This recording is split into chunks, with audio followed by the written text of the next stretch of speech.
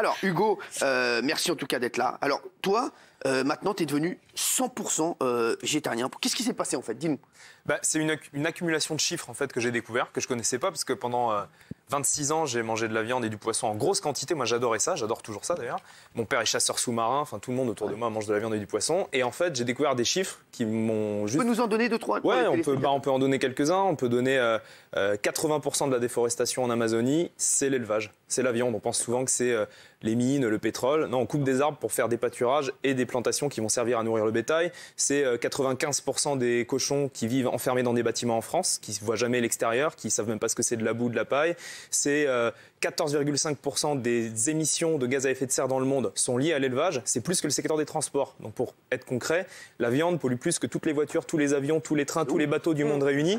Et puis des chiffres comme ça, il y en a des centaines qui sont incroyables, quoi. Moi par exemple, 3 millions, vous savez ce que c'est? Non, dites-moi. 3 millions d'animaux. C'est ça. C'est ce que j'ai donné au CSA, ouais.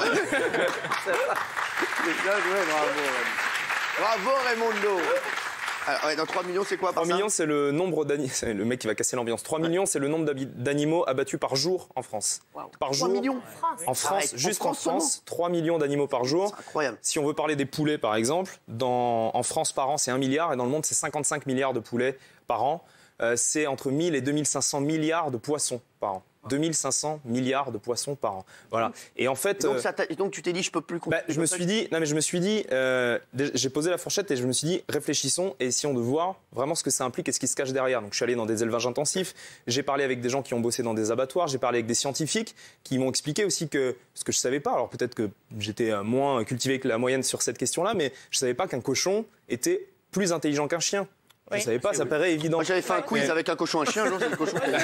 Mais non, mais vous vous baladez dans la rue, vous voyez un chien, vous le prenez, vous le découpez en morceaux, vous le faites cuire au barbecue. Non seulement vous passez pour un dingue, mais en plus, il y a des lois qui vont vous condamner parce que ces animaux-là sont protégés. En fait, faire ça avec un cochon, c'est pareil. En fait. Faire ça avec un cochon, en termes de souffrance, en termes d'intelligence de cet animal, c'est exactement la même chose, sauf que c'est légal. Et c'est des centaines de milliers toutes les semaines qui vivent dans des conditions absolument abominables et qui sont abattus dans des conditions absolument abominables. On dit souvent... moi, c'est ce que je pensais aussi quand je mangeais de la viande. Les animaux, ils souffrent pas dans les abattoirs parce qu'ils sont étourdis, ils se rendent pas compte. Tous les gens qui travaillent dans les abattoirs vous diront que c'est totalement faux. Il y a une partie des animaux qui sont mal étourdis, donc qui sont égorgés avec un couteau, parce que c'est comme ça que ça se passe encore aujourd'hui, de manière totalement consciente, qui souffrent pendant plusieurs dizaines de secondes. Ils ont le stress, ils savent qu'ils vont mourir, et puis toute leur vie, si on peut appeler ça une vie, ils sont entassés par centaines, par milliers dans des espaces tout petits. Par exemple, la majorité des poulets qu'on mange aujourd'hui, ils vivent sur un espace qui est inférieur à une feuille A4. Voilà. On a été à l'école. Hein. Ils ont ça. Mais je le montre pour que les gens se rendent compte. Voilà. C'est ça, c'est l'espace par poulet dans les élevages intensifs. Toute leur vie, ils peuvent même pas étendre leurs ailes, ils peuvent rien faire.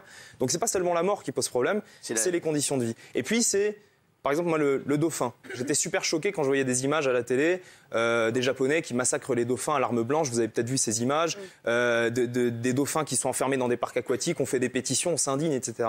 Quelle est la première cause de mortalité des dauphins et des baleines dans le monde? C'est la pêche.